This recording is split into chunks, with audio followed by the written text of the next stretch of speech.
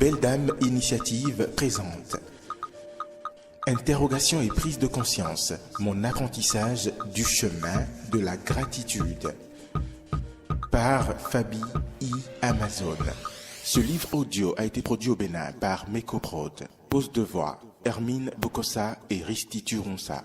Tous les droits de reproduction, d'adaptation et de traduction intégrale ou partielle sont réservés pour tout pays. L'auteur du livre est la seule propriétaire des droits et responsable du contenu de ce livre. Au commencement, Ève fait une gaffe qui va attirer des problèmes sur l'ensemble des habitants du village. Ils lui en veulent et ils vont la maudire et la condamner à la souffrance. Ève souffre, elle se sent coupable, elle se sent responsable du malheur. Ève va tenter de tout faire pour se racheter, mais en vain. Elle n'hésite pas à se faire insulter, humilier, battre, répudier, lapider, violer et donner de force en mariage, exploiter. Ève s'habitue. Elle apprend même à ses propres filles que la souffrance est un état naturel, mérité et valorisant pour elle. Un jour, alors qu'elle était allée chercher de l'eau à la source, elle a rencontré un magicien et ce dernier lui a dit « Bonjour Ève, je sais que tu vis beaucoup de souffrance actuellement et que tu penses que tout est de ta faute. Est-ce que je peux te poser une question ?»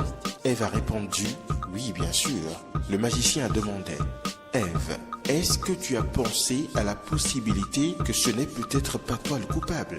Surprise, Ève lui répond « Non, c'est moi la coupable, puisque tous les autres le disent. » Le magicien lui dit alors « Je te conseille de considérer sérieusement cette possibilité et de l'étudier profondément. Le jour où tu apprendras la vérité, elle te rendra libre. » Et le magicien a disparu. Le soir en dormant, Ève a commencé à penser autrement et à changer significativement. Les choses aussi ont commencé à changer. Comme par magie, Ève a commencé à se donner des droits en plus des devoirs. Elle a commencé à sourire, à rire. Elle a commencé à percevoir le côté merveilleux de la vie et elle a senti la gratitude naître en elle. À la fin, on la voit devant tous les défis qui l'attendent, mais on sent qu'elle est prête à les affronter avec sérénité, amour et enthousiasme. Pourquoi ce livre ? Explication de Fabi Amazon.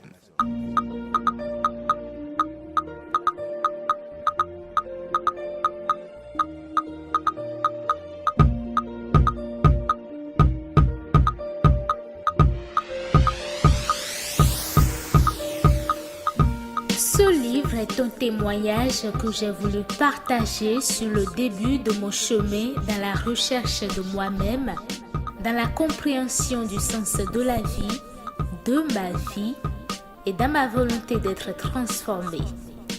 J'ai voulu partager surtout la joie que j'éprouve de me retrouver sur ce chemin. Je parle des sujets qui m'ont marqué, qui m'ont intrigué, qui m'ont passionné et qui m'ont orienté vers le chemin de vie que j'ai choisi.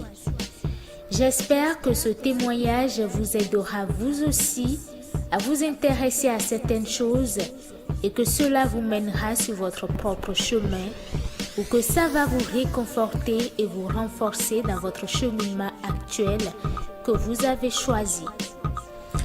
Même si le début du livre parle de Ève, ce livre n'est pas destiné seulement aux femmes ou aux féministes. Je pense que les hommes et les femmes peuvent tous se poser des questions sur la vie et y chercher des réponses.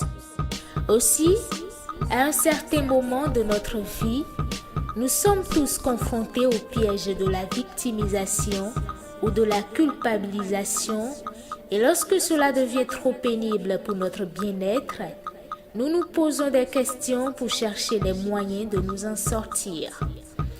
Dans ce livre, je parle de certains sujets qui pourraient être qualifiés de sensibles par l'opinion de certaines personnes.